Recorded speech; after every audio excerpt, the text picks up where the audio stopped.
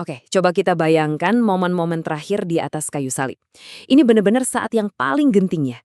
Setelah semua penderitaan, pengampunan, dan penggenapan, Yesus mengucapkan satu kalimat terakhir.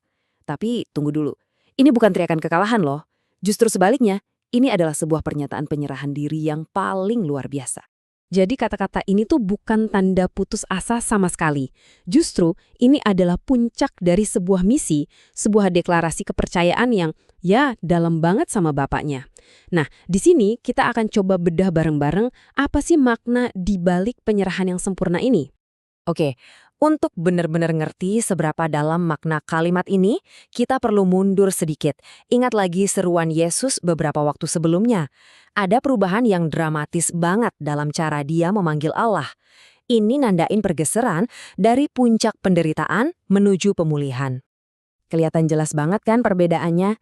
Dari seruan yang rasanya terpisah, waktu dia menanggung semua dosa kita, sekarang dia kembali ke panggilan yang paling personal, paling intim, Bapa. Nah, ini poin kuncinya. Penderitaan untuk penebusan itu selesai. Misinya udah tuntas. Jadi, karena tugas penebusannya udah beres, Yesus sekarang menyerahkan dirinya lagi ke dalam hubungan yang utuh sama Bapa.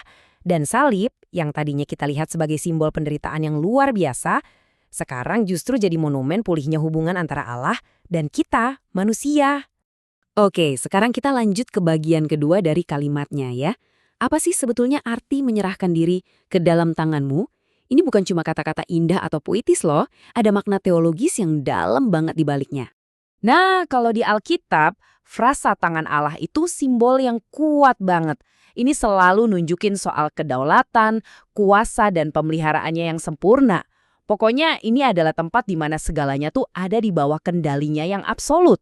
Jadi bisa dibayangin ya, waktu Yesus menyerahkan rohnya ke tangan Bapa, dia itu lagi menempatkan dirinya di satu-satunya tempat paling aman, paling berkuasa, dan paling terjamin di seluruh alam semesta. Dia ada persis di tempat yang dia mau. Ini juga menegaskan satu hal penting, kematiannya itu bukan kecelakaan atau kegagalan. Sama sekali bukan. Justru ini adalah bagian akhir yang udah direncanain dari sebuah misi ilahi. Yesus sendiri yang pegang kendali di momen ini, bukan keadaan di sekelilingnya. Dan yang lebih keren lagi nih, kata-kata yang diucapin Yesus ini sebenarnya bukan kata-kata baru. Dia lagi mengutip sebuah doa kuno dari kitab Mazmur. Ini secara langsung menghubungkan penderitaannya dengan janji yang udah ditulis ratusan tahun sebelumnya. Luar biasa ya. Waktu dia mengutip Mazmur Daud ini, Yesus seolah-olah bilang, "Lihat, seluruh hidupku, penderitaanku, semuanya selaras dengan firman Tuhan." Setiap detailnya, bahkan sampai kata-kata terakhir ini, adalah penggenapan dari apa yang sudah tertulis. Ada satu detail penting nih yang dicatat sama Injil Lukas, dan sering banget kelewat. Dia berseru dengan suara nyaring. Mungkin kedengarannya sepele, tapi ini luar biasa. Kenapa?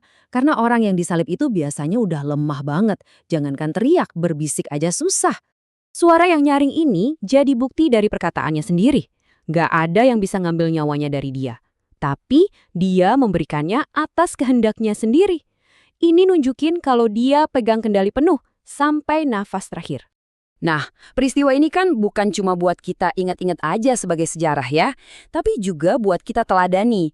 Kata-kata terakhir Yesus ini jadi semacam pola atau model penyerahan diri buat kita semua yang ikut dia.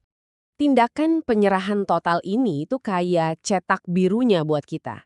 Mau itu dalam penderitaan, dalam hubungan, soal masa depan, bahkan nanti waktu kita sendiri menghadapi kematian. Polanya tetap sama.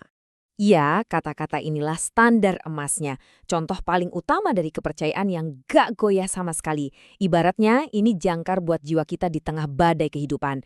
Dan kita bisa lihat, pola ini langsung diikuti loh. Contohnya, Stefanus. Waktu dia menghadapi kematiannya sendiri, dia menggemakan kata-kata yang mirip dengan Tuhannya. Ini nunjukin banget kalau orang percaya itu bisa menghadapi momen paling gelap sekalipun dengan iman yang sama. Kenapa? Karena mereka tahu tujuan akhir mereka kemana. Oke, jadi mari kita simpulkan dengan coba mengubah cara kita melihat semua ini. Ini tuh sama sekali bukan tentang kekalahan, justru sebaliknya. Ini adalah momen kemenangan paling besar dalam sejarah. Jadi, ada 3 pelajaran penting nih yang bisa kita ambil. Pertama, hidup kita sebagai orang percaya itu selalu ada di tangan Tuhan. Kedua, penyerahan diri yang sejati itu bawa damai, bukan rasa takut. Dan ketiga, teladan Yesus manggil kita untuk setia sampai akhir. Jadi, ingat ya, waktu Yesus menyerahkan nyawanya, dia bukan lagi nyerah kalah. Dia justru lagi menyelesaikan misi keselamatan dunia dengan sebuah tindakan iman dan penyerahan yang sempurna. Dan penting banget buat kita selalu ingat, apa sih hasil dari momen ini? Ya, dari penyerahan di kayu salib itulah lahir pengampunan dosa, keselamatan buat umat manusia, dan pengharapan hidup yang kekal buat kita semua.